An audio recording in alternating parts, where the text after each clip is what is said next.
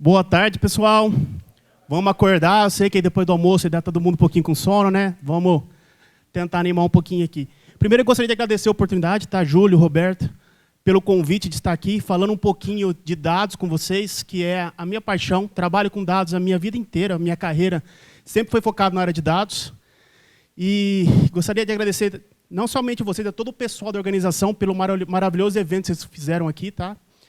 Vamos tentar compartilhar um pouquinho com vocês aí da nossa experiência, como a gente tem atuado, né, e como a gente vê aí o movimento de dados dentro do mercado. Vou começar me apresentando.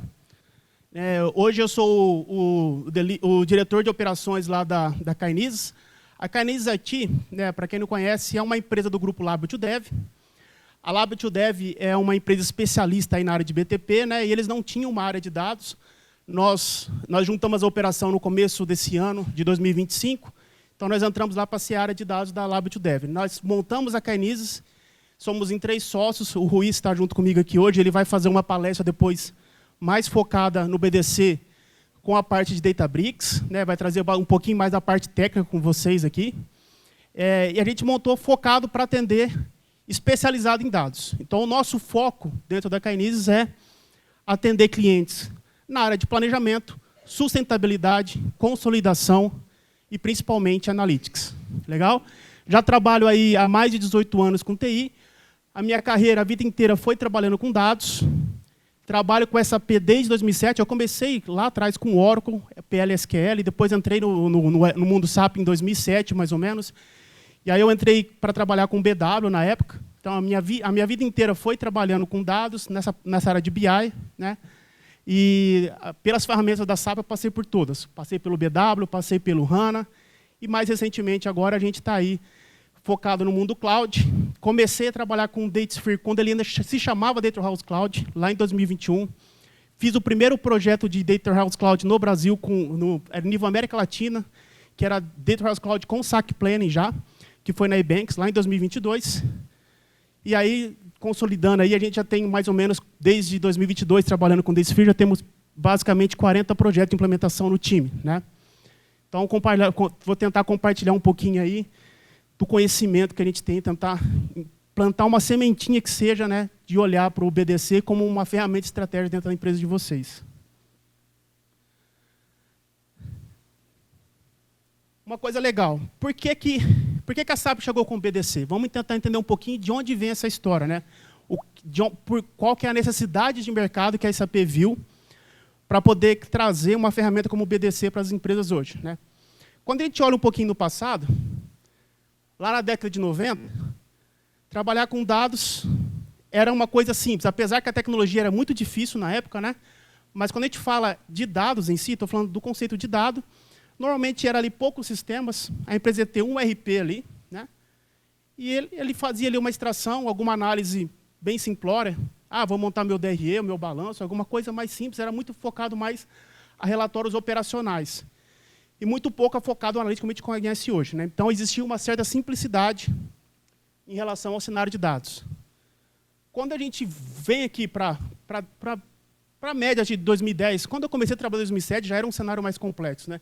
Aqui, a gente ainda não tinha o cloud na jogada, né? Mas aqui a gente já trabalhava com múltiplas extrações. Então, vou falar de dados, eu vou conectar em múltiplas fontes, né? Preciso extrair esses dados, eu preciso harmonizar essas bases que vêm de diferentes sistemas que eu tenho. Eu tenho o meu SAP, eu tenho meus sistemas legados, vou consolidar essa informação e vou montar relatórios aqui de Analytics, né? Aqui já começava a entrar um pouquinho de conceito de data mining, alguns cálculos um pouco mais complexos, né? E como que está o cenário hoje?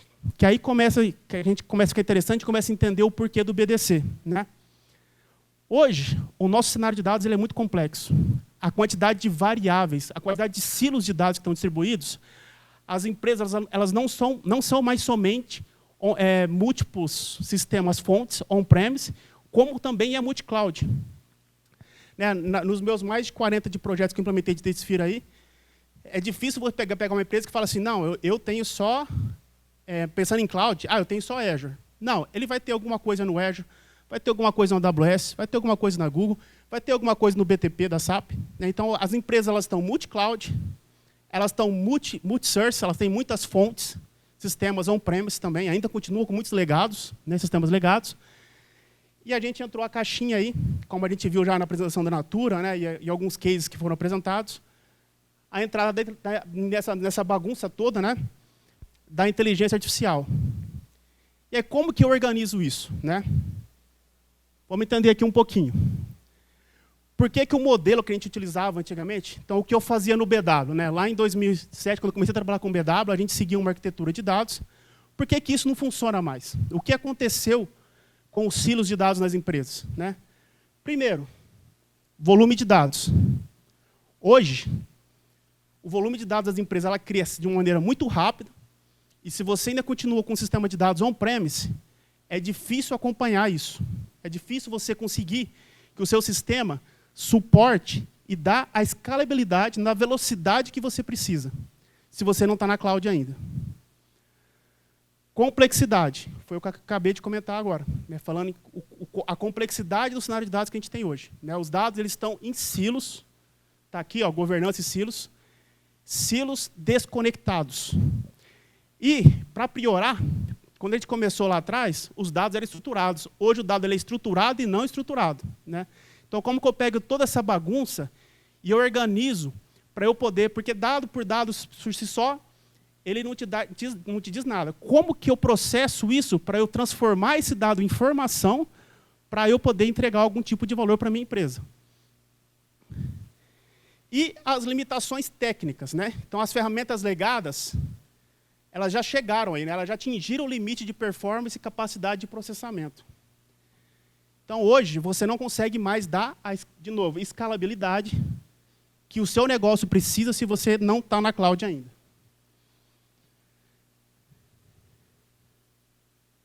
As regras mudaram, mas a arquitetura não. Então, aonde as empresas estão falhando quando a gente fala de dados, né? Hoje, as empresas querem o dado em tempo real. Quer informação em tempo real, não é só dado, lembra? Dado, sem transformar em informação, não tem valor. Então, as empresas precisam de informação em tempo real. Então, aquela pessoa que fazia BW, né, há 10 anos atrás, aquelas cargas BET, atualiza um dado uma vez por dia. Eu aprendi minha vida inteira na minha carreira que BI eu olhava dado histórico. Então, a gente acostumava a fazer carga uma vez por dia. Ah, mas eu quero ver aqui o meu documento, o usuário chegava para a gente, né? Ah, mas eu criei um documento de compra aqui agora, eu queria ver já lá no meu lead time de materiais. Não, cara, a carga é de ontem, você está vendo o dado de ontem. O que você fez hoje não vale mais. Só que isso é passado, pessoal. Então, hoje, as empresas querem ter, os usuários, o negócio, ele tem a necessidade de ter essa informação em tempo real. E quem está olhando para ontem já está para trás. Está atrás dos concorrentes. A parte de inteligência artificial automação, né, que é a grande jogada que tem hoje. Né, no BW, a gente sabe que tem a limitação de usar AI lá. Então, para quem ainda está no SAP BW, né, é um problema, né, a mudança aqui em relação aos papéis de dados. Os usuários de negócio hoje, eles querem self-service.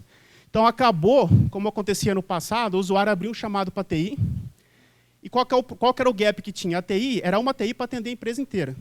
Então, tinha uma fila de chamado. O cara de suprimentos abriu, meu chamado é urgente. Aí o cara do comercial abriu um chamado, o meu também é urgente.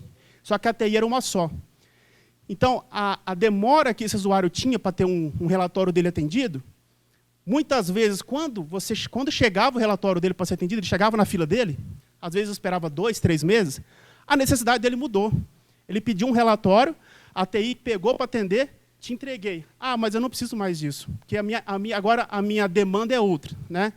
Então, entrou muito forte esse conceito. O usuário ele quer self-service, né? Hoje, a arquitetura de dados é muito.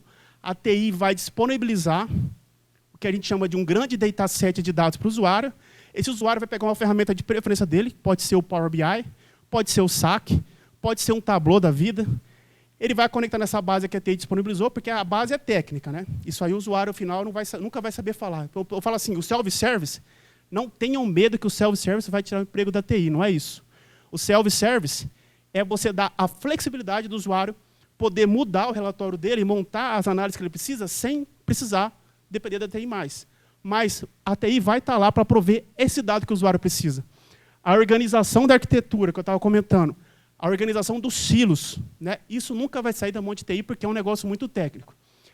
Então, a necessidade de self-service e as empresas não estão conseguindo acompanhar mais a velocidade atual, né? A tecnologia tem evoluído de uma maneira. Se a gente parar para pensar que 2 anos atrás a gente falava de AI como uma possibilidade futura, e hoje, né, em apenas 2 anos, olha o quanto a inteligência artificial já é quase passado, né? Porque hoje quem não tem AI e nada de inteligência artificial ainda já está atrasado, né? Então, o quanto isso é exponencial na evolução da tecnologia, né, quem não está acompanhando isso, você vai ficando atrás em relação aos seus concorrentes. Legal? E qual que é a consequência que a minha empresa tem em não agir? Estou aqui parado, meu BW está me atendendo. Eu tenho meu BW faz 20 anos. Eu investi muito dinheiro nesse BW, Paulo. Por que eu vou mudar isso? Primeira coisa, custo operacional. Né? O custo, ele aumenta progressivamente devido à manutenção de estruturas ineficientes e obsoletas. Então, quanto mais velha essa tecnologia é, mais caro vai ficar para manter ela. Existe aí alguns estudos que dizem que sistemas legados, sistemas on-premise, ele tem um custo ali de aproximadamente 30% do custo de TI. 30% que é o custo. É uma equipe para manter ele atualizado, para manter ele rodando, suporte, atualização, né? Então, isso aí é um custo operacional muito alto. Dados inconsistentes, né? De novo, a falta de integração gera dados não confiáveis. E aí mina a decisão. Isso aqui tem um pouco a ver com a arquitetura de dados também, não somente a você estar na cloud ou não, né? Eu sempre falo, não existe problema em uma ferramenta, né? Eu já cansei de ver em projeto o pessoal falar, pô, o DataSphere não funciona. Eu vou fazer o DataSphere como exemplo, mas pode ser outra ferramenta qualquer que você pode pegar, o BigQuery não funciona, né? Eu sempre falo, não dá para pôr a mão no fogo por qualquer ferramenta, né? Mas a maioria dos problemas que a gente vê em projetos é má implementação, né? Então, sabe aquele esquema de você ter o único ponto da verdade, em um único lugar, né? Vamos pegar um exemplo de receita. Você tem lá, a área comercial tem um indicador de receita que eles criaram lá por conta própria. A área financeira também tem um outro indicador de receita. E esses dados não batem. E ninguém consegue explicar o porquê esse dado não bate, né? Porque cada um tem o seu processo lá, às vezes, de gerar o seu próprio dado. Lentidão nos projetos. A tecnologia antiga, você perde a agilidade, ela é mais difícil. Eu falo por experiência.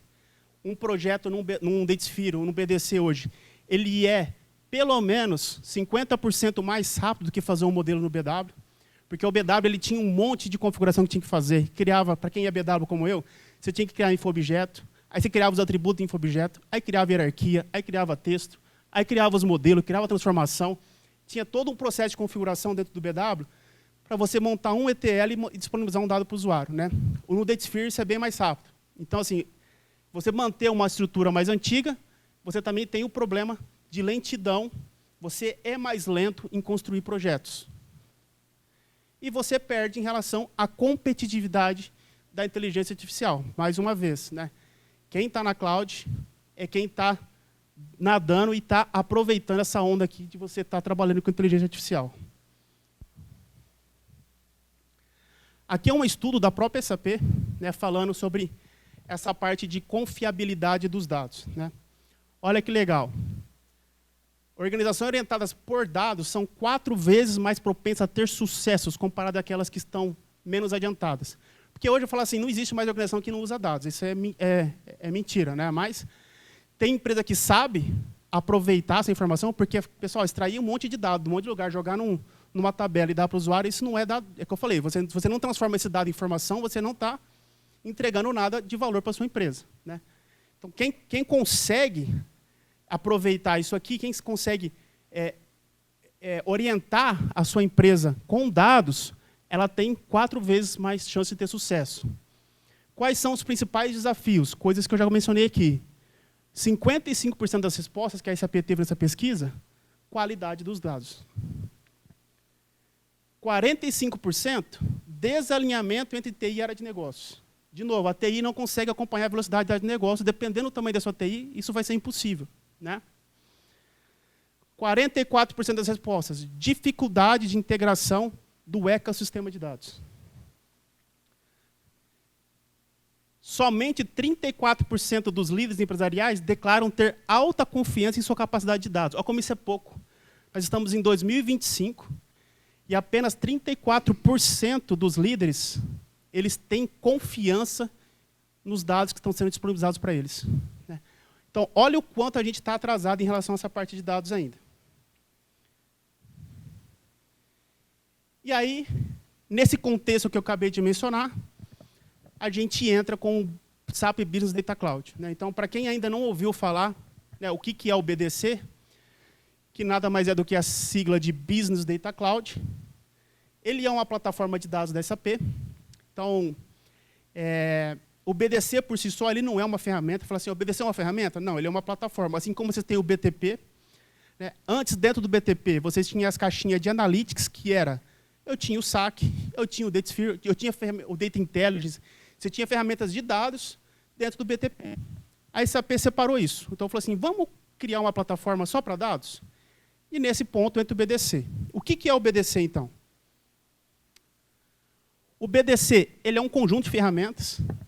Na palestra anterior, eu até esqueci o nome de quem estava aqui, até peço desculpa por isso, é o Tiago, ele estava falando do SAC.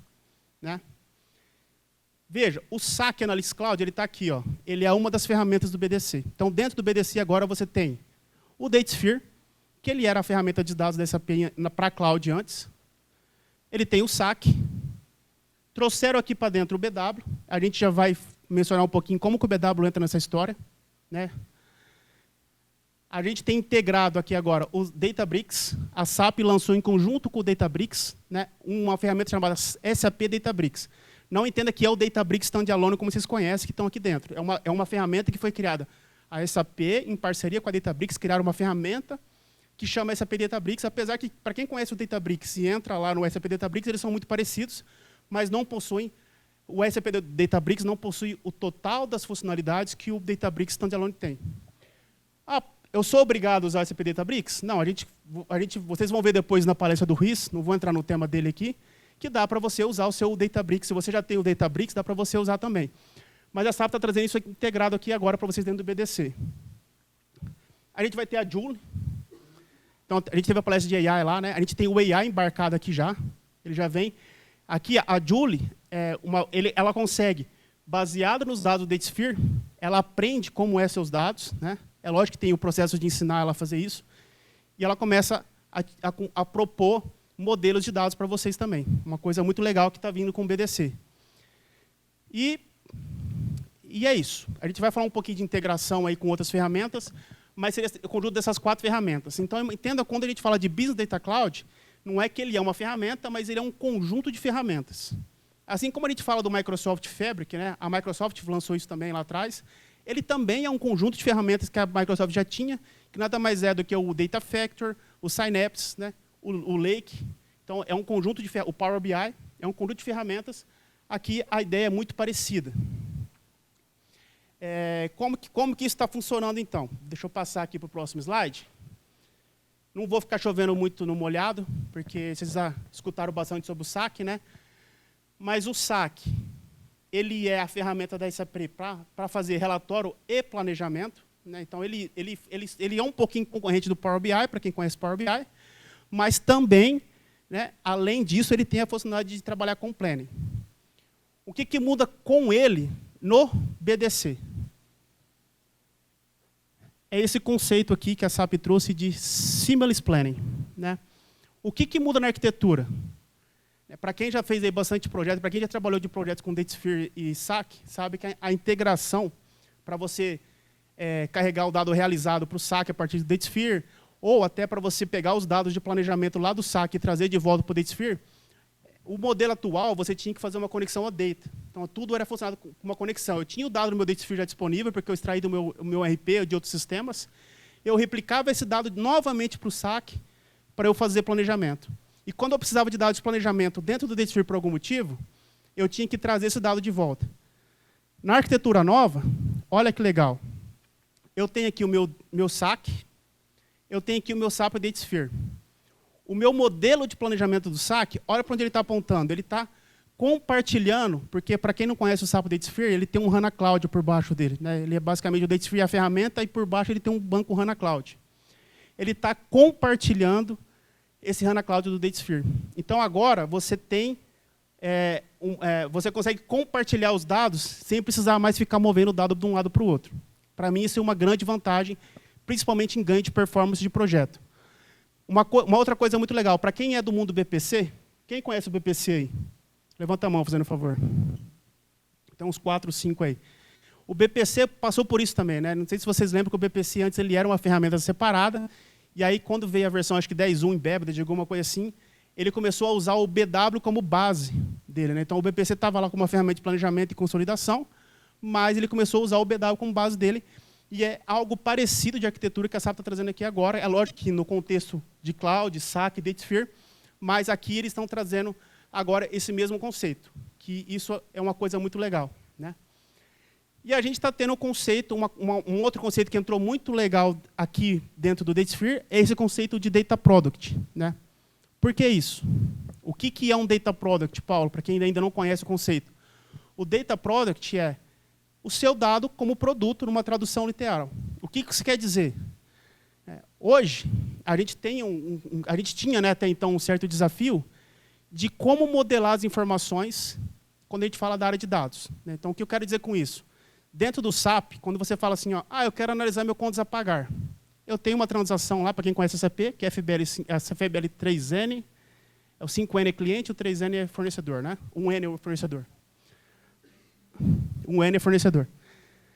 3N é o razão, né? É isso aí. Então, FBL 1N, fornecedor. Ele entra na transação standard do SAP e lá ele gera lá o relatório, ele consegue analisar todas as partidas compensadas e não compensadas. Só que quando a gente vai falar de dados, qual que era o trabalho que o pessoal tinha? Eu tinha que entender, que é um trabalho muito que os ABAPs fazem, né? E quais são as tabelas que estão por trás dessa transação, quais são as regras de negócio. Aí a gente extraía essas tabelas lá para dentro do Datesphere, ou qualquer ferramenta que seja, né? E ali a gente modelava essa informação para a gente poder dar o mesmo resultado lá para o cara e o cara poder fazer análise, né? O Data Product a SAP, de maneira standard, está entregando esse dado pronto agora. Então você vai ter um Data Product, contas a pagar. Então você vai lá, com um botãozinho, sem precisar desenvolver nada, next, next, next, instalei. E vai subir um dataset para você aqui dentro do Datesphere. Aqui vai ter já toda essa modelagem pronta, de dado mestre e dado transacional. Para você só poder plugar seu Power BI e já fazer suas análises sem precisar desenvolver nada dentro do Datesphere. Mas eu fico amarrado só o que a SAP está fazendo? Não, porque uma vez que você ativou esse modelo standard, você pode compartilhar esse modelo para aqui dentro do Datesphere, aqui vai estar num que a gente chama de spaces, né? Então vai estar num space separado lá da SAP, que ele não é modificável, para você não modificar o standard. Mas você pode compartilhar isso com um space customizado seu e você pode aplicar suas customizações. Então você pode acelerar o seu projeto usando os produtos standard e você pode ainda customizar para você atender coisas que seu standard não atende, né? Então esse é o conceito de Data Product aqui, que é uma coisa muito legal. E como agora a gente tem o Databricks aqui dentro, né? A gente tem aqui a aceleração, planejamento com dados e inteligência artificial em uma única plataforma. Então, a grande vantagem que a gente tem do BDC hoje é trabalhar isso de maneira totalmente integrada. E aí uma pergunta que eu escuto muito quando eu estou falando de BDC são os clientes que já têm Datesphere hoje, né? Eu já escutei mais de uma vez o pessoal perguntando, Paulo, eu já tenho Datesphere, por que eu vou para o BDC? Né? Por que eu vou chamar SAP? Porque o BDC é um outro licenciamento, ele é um outro produto, tá, pessoal? Então, por que eu vou chamar SAP e vou negociar com ele um licenciamento, sendo que eu já tenho meu Datesphere aqui hoje? Primeiro, o Datesphere você não tem tudo isso aqui integrado da maneira como eu falei. Quando a gente fala de licenciamento, uma coisa muito legal que veio com o BDC é que agora, quando você compra, para quem está acostumado já com o mundo cloud da SAP, você sabe que vocês compram capacity units lá, né?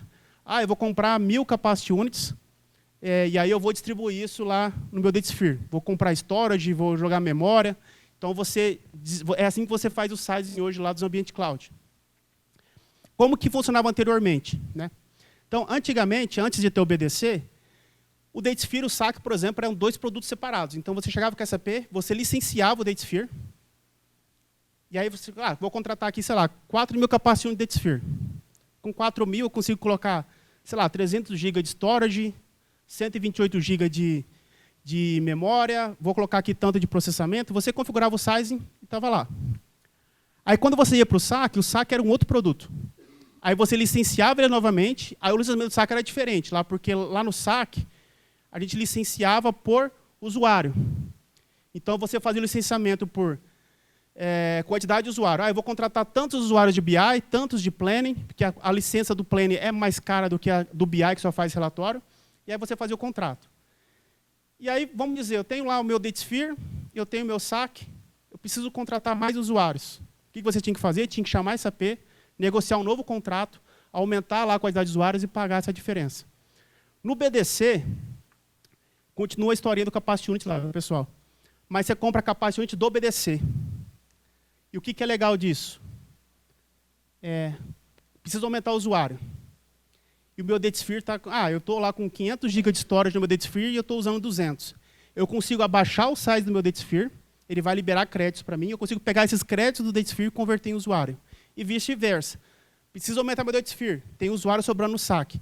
Eu tiro os usuários do SAC e aumento meu DataSphere. Então, você compra crédito para a plataforma toda. E você distribui. Eu quero ativar o Databricks, eu não tinha o Databricks. Eu posso abaixar o sizing do meu DataSphere e do meu SAC e colocar o Databricks que eu não tinha na jogada. Então, você tem a flexibilidade de mudar entre as ferramentas e trocar sem precisar chamar a SAP para uma nova negociação. Então, é uma das coisas muito legais que veio também. Legal? Aqui é o DataSphere. Para quem não conhece o DataSphere ainda, né? Vou falar aqui de maneira bem breve, porque é uma ferramenta que já está há muito tempo no mercado. Já fiz vários projetos com ela, funciona muito bem. Tá? Eu queria aqui só usar para quebrar alguns paradigmas em relação a ela. O primeiro paradigma é que o pessoal pensa que ela é somente para extração SAP. Né? Não, pessoal, o DataSphere ele é uma ferramenta, ele é um lake que ele se conecta em qualquer tipo de extração. Então, nesses projetos que nós já fizemos, nós já conectamos em várias fontes não SAP também. Então, ele funciona muito bem naquele conceito que eu falei de criar o ponto universal, o ponto único de acesso a dados, né, para você ter o único local da verdade. Ele funciona muito bem para fazer a governança da informação em relação ao acesso, catálogo e tudo mais, independente de onde esteja a sua informação. Tá? Eu consigo conectar o DataSphere com qualquer banco on-premise, mesmo não SAP, consigo conectar no ECC, ele não é só para funcionar com S4, consigo conectar no S4, consigo conectar no SuccessFactors, qualquer ferramenta SAP, consigo conectar em qualquer cloud. E ele faz replicação e federação, que é uma coisa muito legal. Então, se você falar assim, eu já tenho um lake aqui, sei lá, eu tenho um BigQuery aqui, já uso o BigQuery hoje. Ou já tenho aqui o meu Microsoft Fabric. Só que lá no meu BigQuery, o Microsoft Fabric, eu não tenho dados SAP, eu estou levando dados de outros sistemas. Agora eu vou ter o meu DataSphere e eu vou replicar dados do SAP aqui. Só que eu queria criar relatórios que vai misturar dados SAP com dados não SAP. Você consegue criar uma federação de dados lá do seu BigQuery com o DataSphere. Por que federação? Porque o seu dado já replicou para o BigQuery. Pensa que cloud você paga por armazenamento. Né? Então, o dado que eu já repliquei para o BigQuery, não tem por que eu replicar de novo para o DataSphere. Vou pagar dobrado pelo mesmo dado.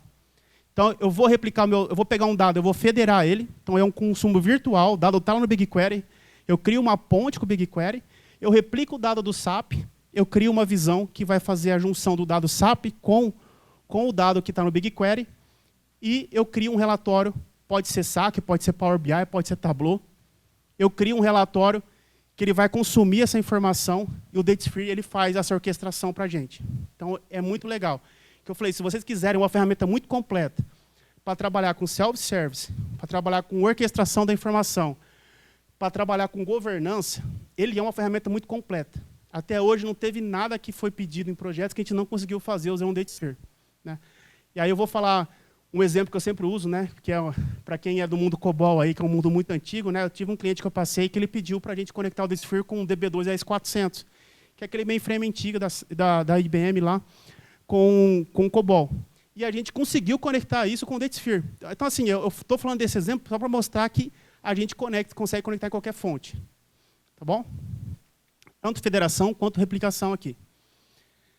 E aí, só para fechar a apresentação com vocês, eu tinha falado do BW lá atrás, eu falei assim, o que o BW está fazendo lá no BDC? Né? Já que eu estou falando que o BW é obsoleto, né? O DataSphere, pensando em longo prazo, é a ferramenta que vai substituir o BW. O BW ainda não morreu, mas o BW já está com os dias contados aí. Né? O que ele está fazendo lá? Né? Então, por que a SAP levou? Então, pensando naquele cliente que investiu lá 20 anos de BW, né? E ele tem muito investimento, muita modelagem lá dentro, muita regra de negócio, e ele não quer abrir mão disso nesse momento, a SAP trouxe para a gente o conceito de SAP BW Modernization. O que seria isso? Né? Primeiro ponto, algumas informações. Aqui não sou eu dizendo, tá, pessoal? É Gartner. Né? Então, para quem é do mundo analítico como eu, sabe o peso que é esse nome aqui. Ó. E isso é consulta recente, 2025. O que eles colocaram aqui? Ó? 73% das organizações planejam migrar todos os seus dados para a cloud nos próximos 2 anos. Isso quer dizer o seguinte, isso quer dizer que ninguém está usando cloud? Não.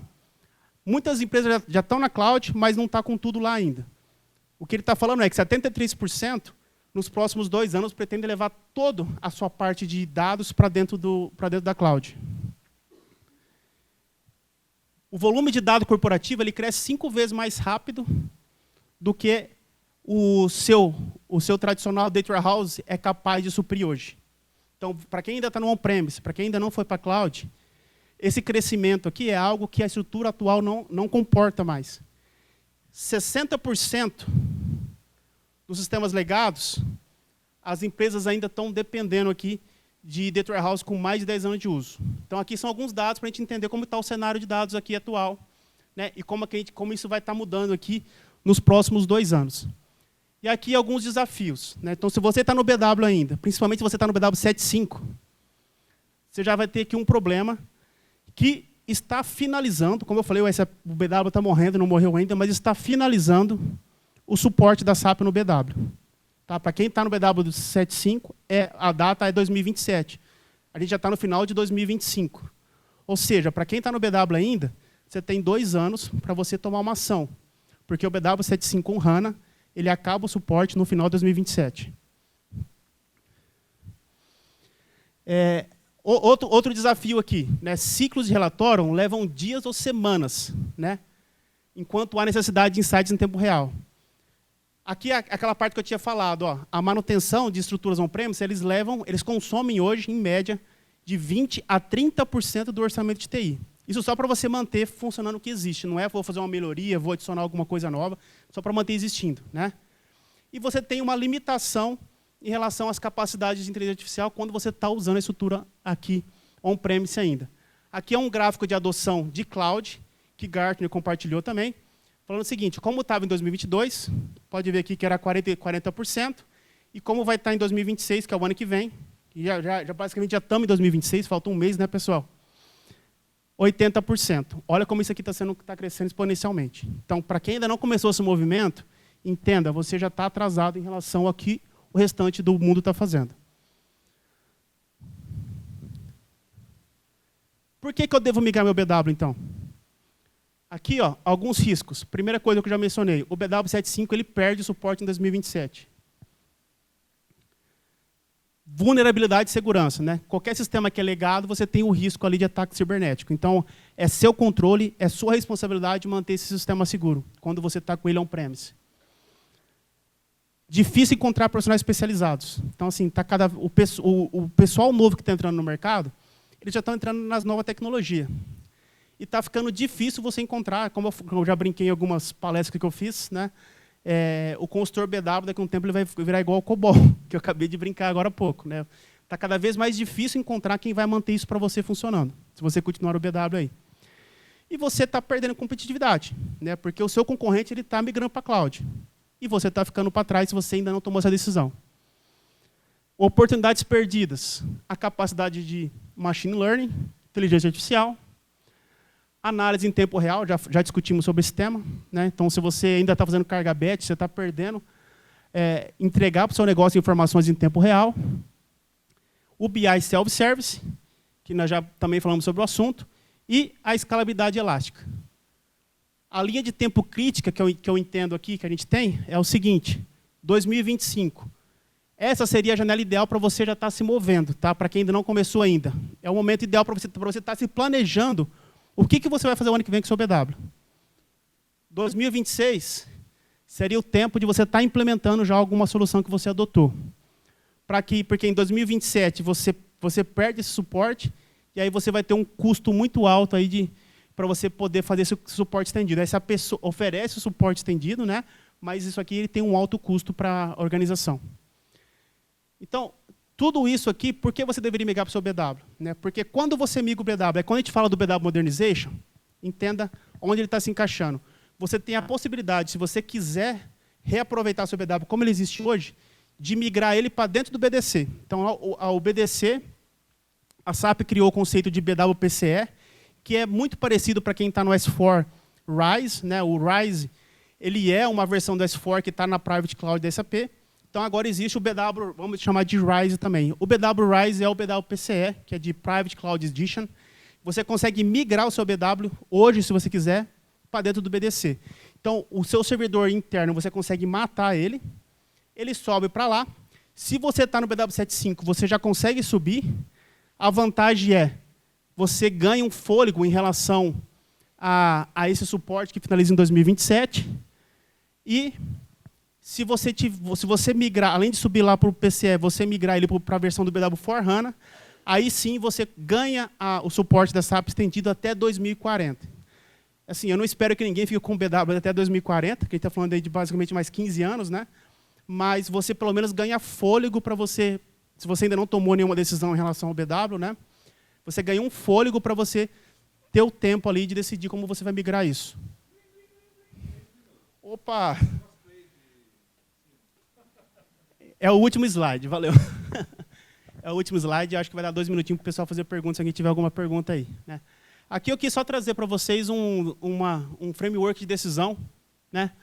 Para quem está no BW ainda. Né? Quando que eu decido se eu vou usar um Greenfield, um Brownfield? Se você está no BW75, você for menor, se o seu BW não é no 75 ainda, a sua melhor opção, ou você vai para um Greenfield, que é você desenvolver tudo de novo dentro do DataSphere, ou você vai ter que fazer um upgrade do seu 75 para o BW75, no mínimo suporte pack de 31, para depois mover para o Private Edition. Se você já está no 75 e ele não é um HANA, você vai ser obrigado a migrar para o HANA, jogar no mínimo suporte pack de 24, para depois você migrar para o BDC. Se você já está no HANA DB e você já está no suporte pack de 24, você poderia migrar direto. Né? E se você está no BW4HANA, mesma coisa. O BW4 ele tem várias versões. Você tem que estar na versão 2023 para você poder migrar lá para o BW-PCE. Então, quem quiser manter o BW, essas são as opções que você tem hoje para você poder jogar esse BW aí para a nuvem. E é isso aí, pessoal. Se alguém tiver alguma dúvida aí, estou à disposição.